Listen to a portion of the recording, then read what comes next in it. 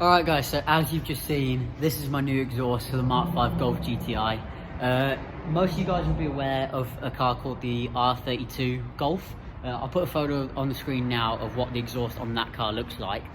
So what I've tried to do is similar to the R32 Golf, but just with all the pipe working exposed. Just because when I was at Ultimate Dubs, I didn't get into the show halls this year, so I'm going to make sure I get into the show halls next year. But I couldn't be happy with the way it turned out. It's really big. So it does pass the fist test, both sides. So what we've got, I'll put some photos on the screen now, what it looks like from the underside, and I'll try to show you a quick look. So what we've got is, before I had a 3-inch turbo back exhaust all the way. So what happens is that 3-inch pipe now splits into a Y bend, so into two 2.5-inch pipes. So this is all 2.5-inch piping until we get to this point here. This is purely a facade for show. This is a 4-inch pipe welded on top of the 2.5-inch. So what actually happens is the 2.5-inch pipe goes in all the way through here, all the way till here, and this is just a 4-inch like facade to make it look like mufflers, to make it just look meatier.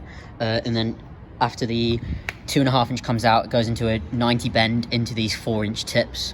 Because we've done this for two reasons. One, because it makes it look bigger, and two, as over time the exhaust is going to go sort of like this strawy colour. Most of this will probably end up melting, well, not melting, but burning and staining like the strawy colour. But because this won't have as much heat as this part of the exhaust, it should stay nice and chrome like this.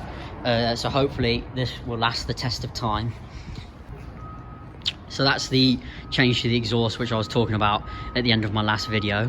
And what I've also done, if the car's unlocked, I can show you. I've put the plate straight now. One of my license plate bulbs is missing, but also I've done a rear seat delete. So eventually I'm going to have a false floor in here. You what? Go on and sit in it.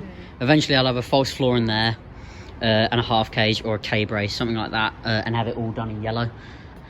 I'm going to have to be really careful when I park this car from the back, because this is how far it sticks out from the car. So in comparison to my fist, it sticks out really far from the... I mean, just putting my fist next to it shows you how big the whole piping is. It's a lot more impressive in person.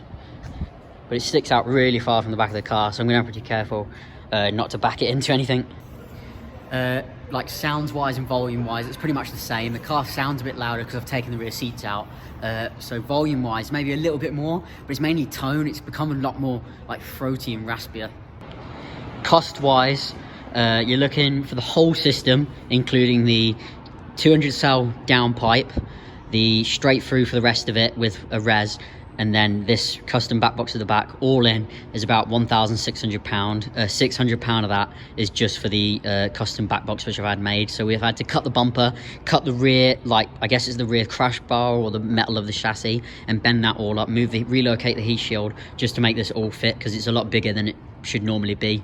So yeah, not a super interesting one today, but I just wanted to do a video on this and upload it as soon as possible, so everyone knows.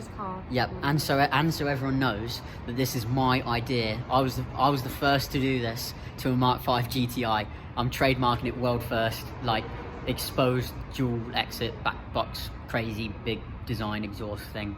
So yeah, I'll put in a couple photos and a sound clip at the end of the video, but make sure you guys stay tuned to see more content with this and other modified cars.